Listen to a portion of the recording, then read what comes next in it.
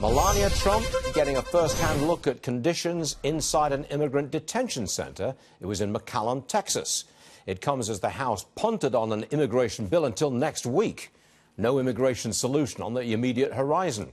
Joining us now, we're pleased to have in our studio the Lieutenant Governor of Texas, an old friend of the program, Dan Patrick. So, welcome to the show. Great to be here. Great to be here. We just had a report from our own guy in Florida, went inside a migrant detention center, painted a pretty good picture of the children and the conditions. Can I say that the same conditions are in Texas? Yes, you can. Yep. Yes, you can. They get education, they're in classrooms, they get fed. Yes. It's all organized. Air conditioned. No air conditioned, really? No, we have some tents now, but all we've had added tents for the number that have crossed, but in our facilities. So what's all this about concentration camps, kids in cages? Nail it for me. Look, it's the left trying to make this an issue they think will help them in November. I think they're actually wrong, Stuart. I've said for years, I blame both parties for not passing reform that sets up legal immigration so that people can come here with dignity, not live in the shadows. They'd rather pay the U.S. government a couple of $1,000s instead of paying the drug cartels $10,000 and $20,000 to come here. And so I blame both parties. But now I blame it squarely on the Democrats. When Schumer says, I'm not going to vote on any bill, when Pelosi says we're not going to compromise at all, then it's the Democrats who are obstructing the passage of real immigration reform that I think the Republicans are ready to do. Are they going to stick, in your opinion, are they going to stick with an open borders policy the next time we have a surge of migrants hitting the Texas, Arizona, California border?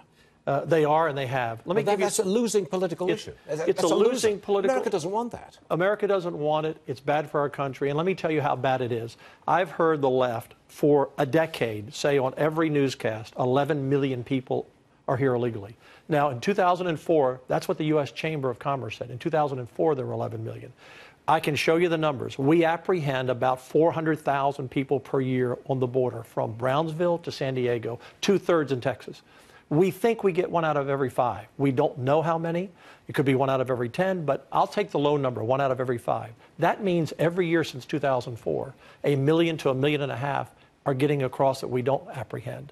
If you add those numbers to 2004, we have 25 to 30 million people here illegally. Whoa, that's a headline and a half. 25 million here illegally, not the 11 million which we've heard about. Yeah, if it's just a matter of looking at the statistics. 400,000 a year on average. The biggest year we apprehended 479,000 in 2014.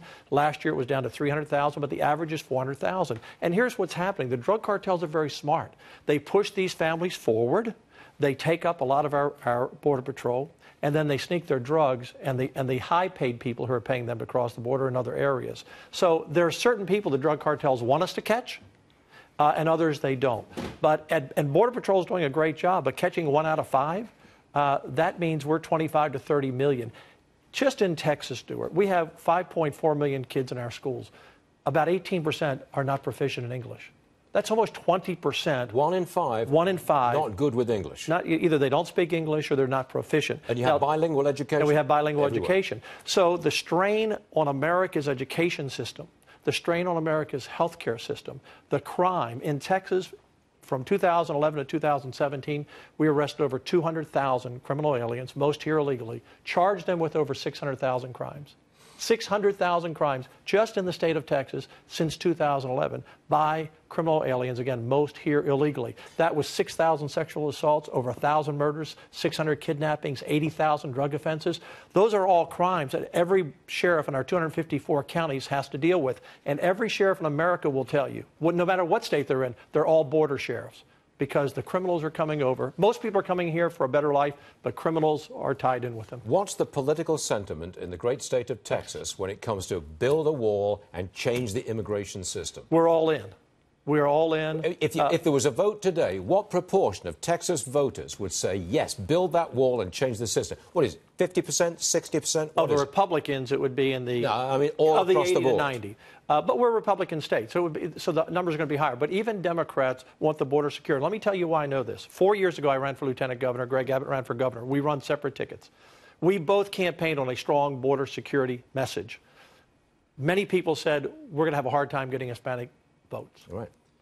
I received nearly 50%, according to the exit polls, of Hispanic votes, as did Greg Abbott. We received the highest number of Hispanic voters in the history of the country of any Republican. And no one's ever had. You went into the vote tough on immigration. Tough on immigration, absolutely. And you got 50% of the Hispanic vote. 50% of the Hispanic vote. And here's the reason. Hispanic voters, first of all, they share Republican principles. Smaller government, they want school choice. They want law and order on the border. They don't want these criminals coming. And now 75% of the people crossing are from Central America, a lot of gangs.